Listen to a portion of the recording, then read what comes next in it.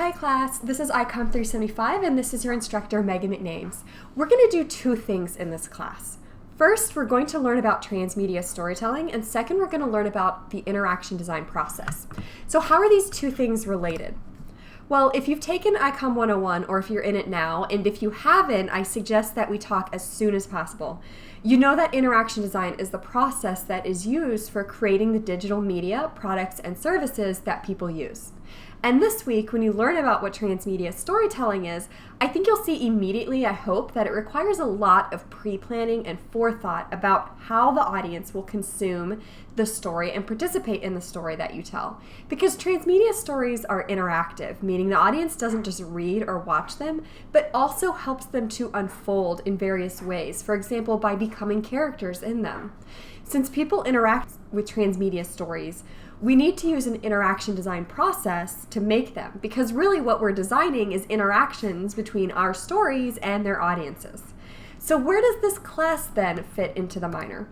Well, the goal of iCOM 101 is to introduce you to interaction design and to digital media. The 200 level classes teach you more specifically about different types of digital media and interactions, such as social media, visual media, and interactive media. In the 495 capstone class, after this class, you're going to create a digital media project that you come up with on your own. And creating that project is going to require you to use the interaction design process. So in this class, 375, you'll use your 200 level media skills to create media for a transmedia story, and you'll use the interaction design process that we're going to learn to make it all come together, which will prepare you for using that same interaction design process again in your capstone class. So the two things we're learning about, transmedia storytelling and interaction design, not only go hand in hand with each other, but they serve as an opportunity for you to practice the digital media skills you learned in the 200 level classes and to prepare for the interaction design process of the capstone. I've included an overview of the minor in the week 1 folder for this class. It's a PDF handout. I hope that will help you make some sense of where this class fits into the minor. Knowing that, let's start with transmedia. We'll move into interaction design after a few weeks of looking at transmedia. I'm not going to spend much time explaining the details of exactly what transmedia is or going over every element of the reading. I used to do that kind of presentation, but you guys are smart. I think you can get it from the readings. If you can't get it from the readings, we'll have group meetings to talk about the material, so you'll have a chance to say what's confusing or what you're getting stuck on, and we'll work through it. So my goal for these lecture videos is to put the readings sort of in a bigger context, to kind of explain why you're doing them, to show examples, and so on. So I don't want to just sit and read the readings to you. So these videos are going to be really important for you to watch. You will need to cite them in your learning documents, but they're also meant to give you more of a general context for what you're reading. Why am I having you read these things this week? So what I want to do with the content this week is just to emphasize how much you already know about some of the big ideas behind transmedia. If you've taken iCOM 211, the interactivity design class, then you know that people learn better when they can experience something, and we'll revisit this idea next week in this class, rather than if they're just told something. We're moving into what is called an experience economy, one in which people value experiences highly. That's as opposed to, say, a goods economy in which people value owning things. Young people today tend to say that they value experiences more than things. They would rather spend money, for example, on a trip to South America than on a car payment. So I don't think I really need to further stress the importance of experiences in today's society, because I think a lot of you guys get that. And transmedia narratives allow the audience to experience the story rather than simply consume it. You can dress up as Princess Leia, for example, and go to Gen Con here in Indianapolis in August and meet other Star Wars enthusiasts. While you're there, you can play board games based around the Star Wars universe, its characters and planets. You can swap graphic novels with people about Luke Skywalker. You can really become a part of that Star Wars story, which is a transmedia story, more than you can be a part of, say, the Scarlet Letter. With what we call author-driven stories, an author creates a story and delivers it in a fixed form, like a book or a film. The audience gets whatever has been pre-written and produced, and no amount of yelling at the screen or the page is going to change the story.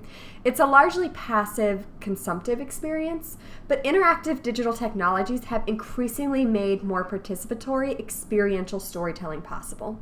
You can dress up as Princess Leia and go to Gen Con and play board games and trade graphic novels and meet other people who've created their own Star Wars characters because of the internet, because you can find out about those things. You can revisit elements of the story. You can Google the Princess Leia costume you want to dress in and find the finer details of it. So digital technologies are increasingly making this ability to participate in stories more easy to manage. So you read this week a short history of that leap from non-interactive to interactive when you read about interactive fiction and how that led to alternative reality games. A main characteristic of transmedia narratives then, and something to strive for in this class as you think about making your own transmedia narrative, which you will have at least one other person to work with you on that, by the way, is building in participatory experiences, like having the audience contact characters with suggestions or secret codes, or having audiences solve puzzles on their own or in groups, developing real-world characters that can be interacted with at a live event, or drawing from the audience sources of materials and clues. Another key characteristic of transmedia narratives is that they take place across various media, incorporating mobile, book, website, and physical location elements. I've listed a few of the types of media available for each of these approaches. For example, with websites, you can make sites or you can use existing sites and have audiences hunt for clues or information on those sites. You can use images, blogs, text, social communities, audio. Same for mobile. Anything you can do on websites, you can do on mobile, except mobile also you can make phone calls. Physical locations, you can have actors that you hire to act out scenes or to meet with the audience. You can have objects that people have to collect in various locations. So there's all kinds of different ways of leveraging these 4 areas, and I've only listed a few for each one. Obviously, I haven't listed everything. The number of different media that you use in your story is really only limited by the needs of the story and your skill in combining these different forms of media in such a way that audiences don't get lost or confused or stuck permanently trying to understand them. A third key characteristic of transmedia narratives is that they typically involve one universe or story world, like the Marvel universe, or the Star Wars universe or extended universe, or the worlds created by the TV shows Lost and Heroes, for example. But many stories will take place in these universes. For example, while the TV show Lost centered around the survivors of a plane crash, the Lost team also created an interactive web diary that you could visit through your browser of one of the victims who died in the plane crash, and you could revisit their diary from before they died in the crash. So the story was different from what happened on the island in the TV show, but it took place in the same world and was connected through the same events. Alternate reality games tend to present an alternate reality, an alternate version of reality that kind of overlays reality, like a premise the audience just goes along with. You'll read more in depth about I Love Bees, an ARG that takes this approach next week. ARGs rely on audiences to participate by solving puzzles and participating in game-like activities to unlock different aspects of the story, like characters and plot points. Cross-media stories are usually just one story that takes place across multiple media and can either allow audiences to pursue them non-linearly, in effect developing the story in their own order, or they can actually co-create with the reader or audience. And I'm going to say audience in my videos where your text says reader, just because I come from a little bit of a different background than those who are writing your book, and so to my mind, audience comes more naturally to me. We're not in this class ever going to get so deep into this that we're going to argue semantics about audience or reader or whatever, user or whatever you want to say. So I'm just going to say audience, your book says reader. But you can use audience ideas and the media in their ideas to co-create with the reader or audience in these cross-media stories. So in this class, when you undertake the creation of a transmedia narrative, you can choose to work with either one of the 3 of these types of stories, or you can kind of blur the lines between them, for example, by creating a single universe with several stories, one of which is an ARG. And finally, it's really important to explain that these stories have to have some kind of point. They do have a point. One common criticism is that they're just sort of this exercise in navel-gazing, but they're not. They have a point. You read about several stories that are used to market other media, as well as some transmedia stories that are standalone and more like labors of love by their creators. But the important thing when designing a transmedia narrative, both in the field and in this class, is to understand what the point of it is. Because if it's marketing, you need to develop a tie-in between your story world, characters, and plot points with whatever you're marketing, but you need to do it in a totally not beating the audience over the head with ads kind of way. You don't want it to be an ad. You want it to have some connection to what you're selling, but not just be an ad, because people don't want to engage with ads. If your story is a standalone story, that's great, and I think sometimes students in this class are afraid to do that kind of story, but you totally shouldn't be. If you work with a standalone story, it's a lot like a good book. You have to figure out what the theme is and what the point of telling the story is. It's okay to have a story that is totally for entertainment, as long as, like a good book, it has some kind of theme or something that people can get out of it. And English majors, here, get excited with me for a second about what I just said. Transmedia narratives are like good books.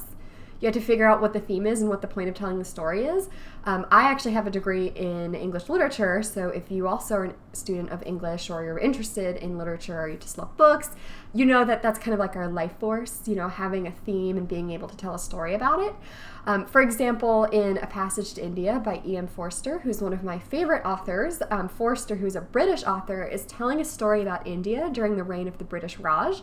And if you're not familiar with that, that would be the period of a couple hundred years when England showed up to India and decided that it would be a great place to own. But Forster is not just telling the story because he thinks it's like a cool story to have a story in India. The story is about the British's failure to connect with and understand the people and the culture of India, and he's really championing Indian independence. His book came out in 1924, and India did gain independence in 1947, more than 20 years after his novel was published. So his book, while an interesting story, has a theme, which is that the British sort of have failed to understand this really wonderful culture, and as a result, they have failed to do, bring positive things to India, and they should just let India be independent, which eventually did happen. So you read about some examples of transmedia narratives this week and what their points were. The only other one I want to mention real quick is an educational ARG called Digital Zombies, which was created by college students and is something that you can aspire to in this class. The point of the ARG, because it's made by college students, so the level of work that you see here is the level of work that you're capable of. The point of this ARG is to educate incoming freshmen about how badass the library is, as well as how to make use of it to do better in school and learn. A lot of students don't really know what the library offers. I think many of you would be shocked to see just how many great services the library offers that you didn't even know you could take advantage of. And the point of this ARG is to educate incoming freshmen about how great the library is and how you might use it to be a better student. So your readings this week mention several transmedia narratives and provide URLs to them. I also made a list of URLs to transmedia narratives and video summaries in the Week 4 folder in this class. You're required to watch and interact with those transmedia narratives in Week 4, but I highly suggest that you go take a look right now and just click around a little bit just so you can see some transmedia in action. That's everything that I wanted to talk about. Next week, we're going to take a closer look at one specific transmedia narrative, as well as how you can use transmedia narratives to achieve goals like educating people or providing a theme.